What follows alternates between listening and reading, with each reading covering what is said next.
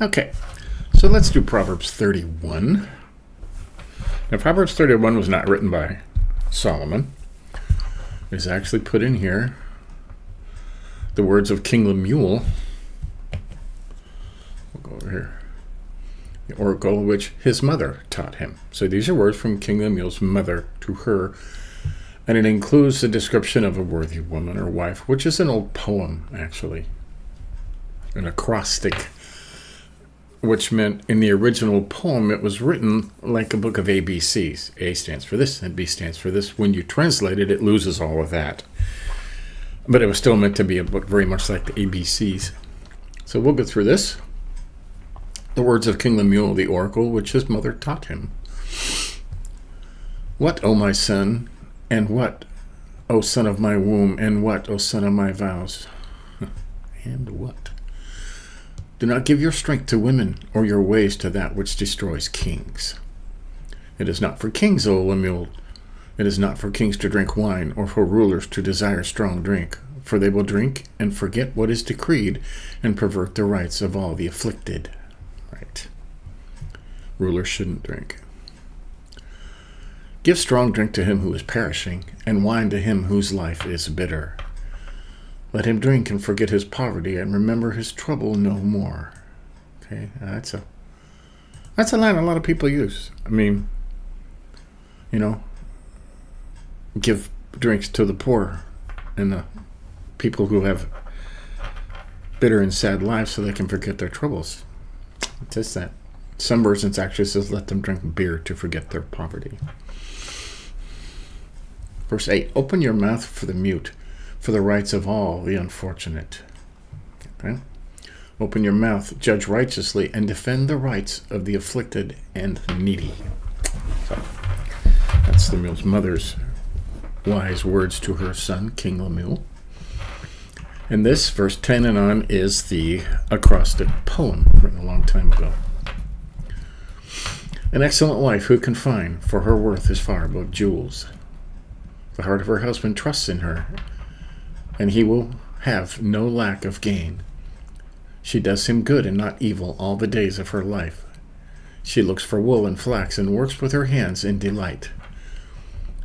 She is like merchant ships. She brings her food from afar. She rises also while it is still night and gives food to her household and portions to her maiden. She considers a field and buys it. From her earnings she plants a vineyard. She girds herself with strength and makes her arms strong. She senses that her gain is good. Her lamp does not go out at night. She stretches out her hands to the distaff, and her hands grasp the spindle. She extends her hand to the poor and stretches out her hands to the needy. She is not afraid of the snow, for all her household are clothed with scarlet. She makes coverings for herself. Her clothing is fine linen and purple. Her husband is known in the gates when he sits among the elders of the land. She makes linen garments and sells them and supplies belts to the tradesmen. Strength and dignity are her clothing, and she smiles at the future. She opens her mouth in wisdom, and the teaching of kindness is on her tongue. She looks well to the ways of her household and does not eat the bread of idleness. Her children rise up and bless her, her husband also, as he praises her, saying, many daughters have done nobly, but you excel them all. Charm is deceitful and beauty is vain, but a woman who fears the Lord shall be praised. That's important to remember right there. It's not about charm, it's not about beauty, it's a woman who fears the Lord. Give her the product of her hands, and let her works praise her in the gates. Right. So, that's Proverbs 31. It's rather short, just a poem and a few words of wisdom from King Lemuel's mother. We didn't highlight it a lot in here because it's mostly a poem. But yeah, rulers shouldn't drink, or you could take advantage of somebody when they're drunk. So yeah, give strong drink to him who is perishing, and wine to him whose life is bitter. Let him drink and forget his poverty, and remember his trouble no more. Right? Open your mouth for the mute. Open your mouth, judge righteously. Okay? Then all about a worthy woman or godly wife, some versions call it. And this wife they were talking about was a very busy woman. I don't think any wife could do all of these things. But like I said, it was an acrostic poem like the ABCs of a good wife kind of a thing. It was written back then. Now we could see that if it was written in the original language, we could see that the letters were in succession from A to whatever letter they ended with. But it does say some things here, okay?